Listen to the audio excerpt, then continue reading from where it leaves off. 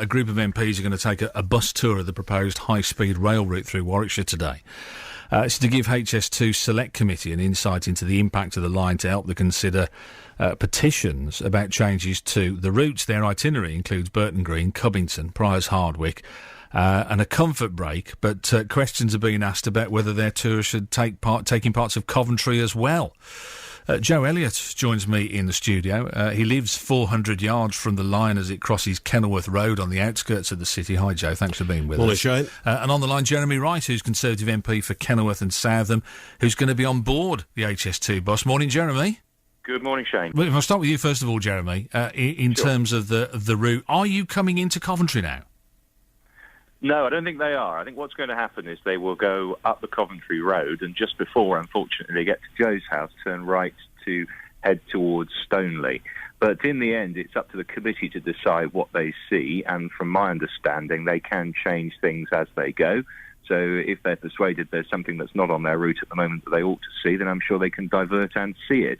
But at the moment, they're going to stick within the boundaries of Warwickshire. And without wishing to be parochial about it, Shane, my job is to make sure that they see as much of my constituency that's affected as I can persuade them to. And Joe, I'm afraid, I don't have the pleasure of representing because he's just outside the border. So I haven't, I'm afraid, concerned myself with Joe's particular property. But I know him well enough to know that he will have made some strong representations to his own MP. Joe, are there any more seats on the bus, Jeremy, by the way? Just in case he manages... I don't know about that. Just in case he manages to persuade any more MPs to join you. Joe, you understand something different, though, don't you? Good morning, Jeremy.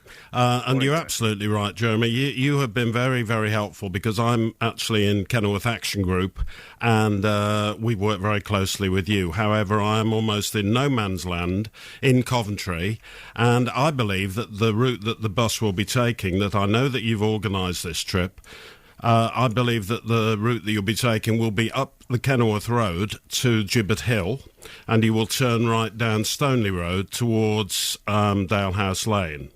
So, as far as I'm concerned, if that is the case, and we had a Kenilworth Action Group meeting last night, I understand that it is.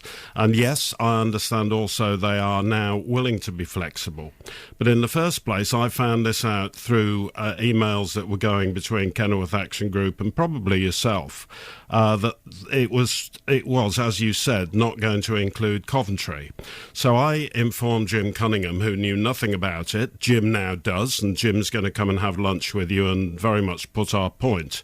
And we also understand that to take in the area of Crackley, which is hugely affected and is indeed in your territory as well, but they are actually going to walk, we hope, towards Crackley to view the Crackley Gap and the immense amount of work that's going to have to be done to reroute the brook, Canley Brook, which we understand will probably be around a mile and a half reroute. The work that's on your patch and touching Coventry is immense, from the Royal Showground going right through the showground. So there is a tremendous amount of work being done, and we want to put our point to the MPs that are on the Select Committee. Have you petitioned, though, Joe? We have petitioned. So, Jeremy, this is what I don't get. If they've petitioned and you're supposed to be on this route taking in the impact of petitions, why aren't you going to all the places that are petitioned? Well, two things, I think. First of all, there are an awful lot of petitions, and I don't think it would be realistic in the time the committee have got to get to every individual address that's affected and that may be petitioning. But the second thing is, well, then you can't. You're not doing it properly, though, are you? No, you can't hang on because that's a fundamental point. If you haven't got enough time, make yourself more time to do it. You've got to see all of these places, Jeremy. Otherwise, you're just paying lip service to it. Well, hold on. This isn't my decision. What I've done is said to the committee, look, I want you to come to my constituency and I want to see the parts of my constituency that are directly affected. So what I did was I gathered together the action groups that are representing people along the line within my constituency, including the Kenilworth Action Group, of which Joe is a member, and we constructed what we thought was a sensible route to make the best use of the time the committee had told me they got within the boundaries of my constituency. Now, realistically, there's no way, even within my own constituency, they will get to every single property that's affected. So we had to do the best we could to make sure that they saw the areas that were affected. No, they don't have to go to every Right, single. hang They on. don't have to go to every single property, though, do they? What they have to do is they go to the areas that are impacted that have actually petitioned. Jeremy, can I just butt in there? What I in wanted. relation to the Crackley Gap, which is exactly what Joe was talking about, he's absolutely right. That's hugely affected. Very important the committee see it. We've made sure that they will. And what we'll do is make sure that they stop and give an overview of it from the Green Bridge, which Joe will know well. Which you cannot see it from the Green Bridge. Hang on. And then we'll make sure we go into the Crackley Gap itself and that they see Crackley Crescent, which, again, Joe will know, and I apologise to your listeners who won't know these areas quite as well. But that's exactly where the most significant impact will be felt from the work that goes on in the Crackley Gap. So Joe's right. We've got to try and take in these areas. But what's not realistic, I'm afraid, is to stop at every house that will be. I'm not saying no. We're not saying that to you. That's so. If you'd have stopped half an hour ago, I'd been able to tell you that, Jeremy. What we're saying is that you're saying. To respond, Shane, to the points that have been made. Okay, you interrupted me again, but you're saying that the HS2 Select Committee are trying to get an insight into the impact of the line. Now, I would be ridiculous to suggest you go to every house, but what I'm saying to you is that you're not going even to every place that has petitioned. How do you expect people to take what you're doing seriously? Well, again, Shane, I don't think it's feasible to go to every place that's petitioned. There will be hundreds of petitions from our part of the country, and quite right too, because there are hundreds of individuals and families that are affected. But it's just not feasible for the committee to go everywhere. What you have to do is try and take in the areas that are affected. Now, Joe is just the other side of the Crackley Gap.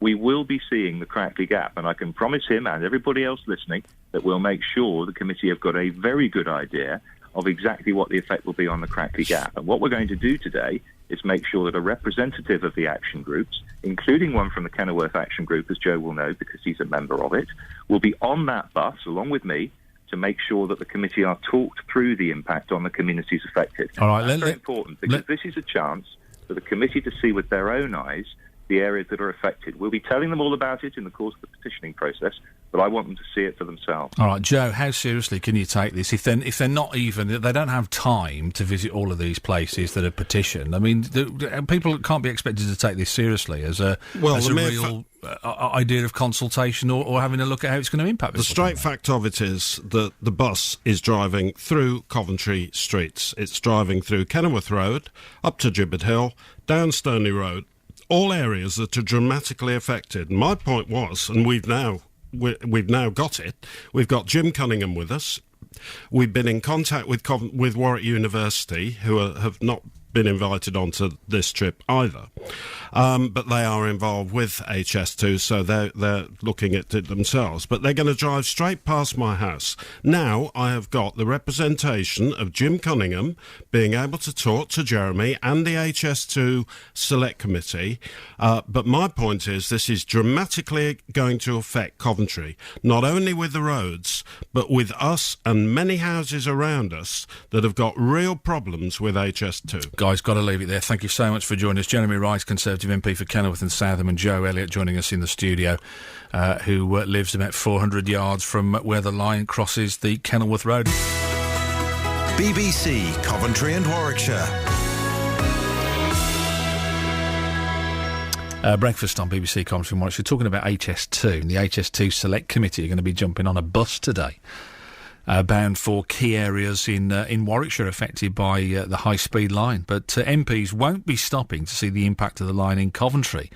In fact, we heard earlier that they won't be going to all the places that have actually provided concerns for the people who are planning this route. Joe Elliott lives on Kenilworth Road, just yards from the proposed route, and he told me earlier he's disappointed that the committee is missing out the city, and that without his intervention, they wouldn't have informed Coventry MP Jim Cunningham about the trip either. They're going to drive straight past my house. Now I have got the representation of Jim Cunningham being able to talk to Jeremy and the HS2 Select Committee.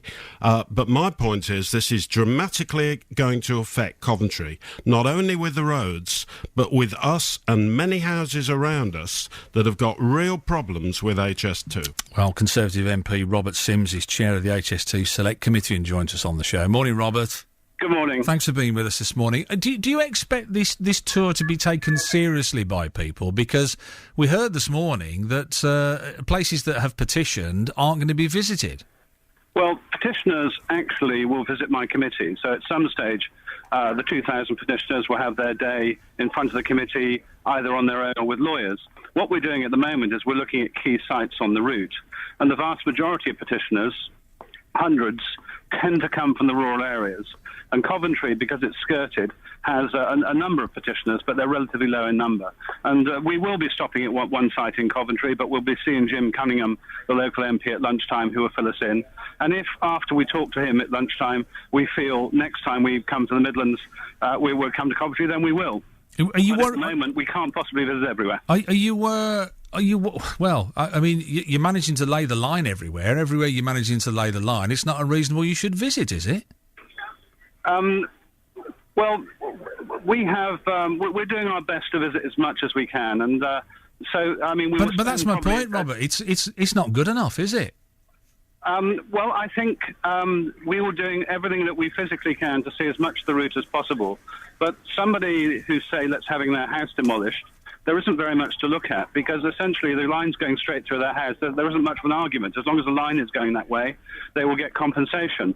The difficult issues we face is when a piece of property, a farm is being cut in half, or a business is finding part at the end of its premises being knocked down, then that's when the process is much more difficult, when we're trying to sort of balance the rights of the promoter and the rights of the people who are affected by this railway. But we do understand concerns.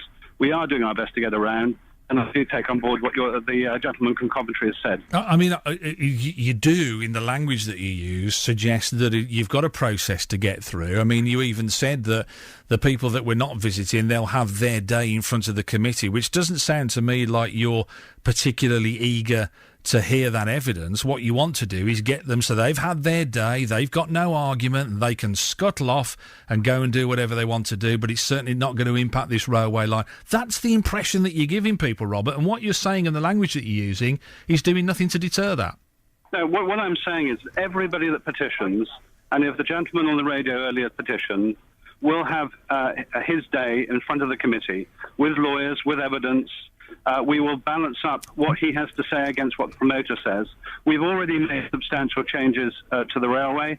The last visit we did to Staffordshire has already led to very substantial changes. So we are having an impact on the process. The point is that this is a quasi-judicial process. Our visits are added on to that. We don't have to visit anywhere, but we're visiting because we actually want to hear local people. We want to see where the railway is going. We want to see the impact on the community. And that means we will make better decisions and better judgments. So, as I say, we will visit part of Coventry today. We'll be talking to local MP at lunchtime.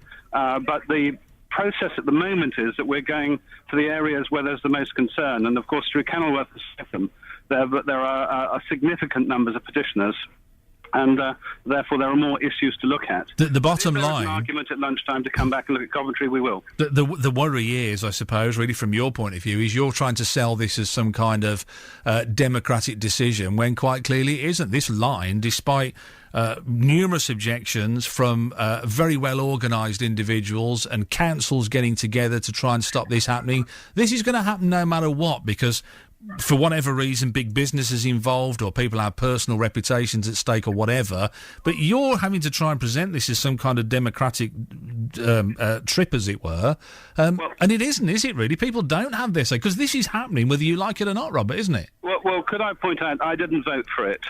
I abstained from voting. That's even worse for you then, isn't it?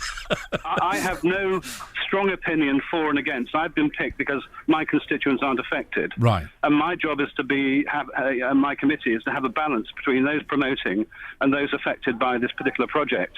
Parliament voted by over 200 that they wanted to do the line. And we are instructed by Parliament to deal with the people who are affected by this, and that's what we take seriously.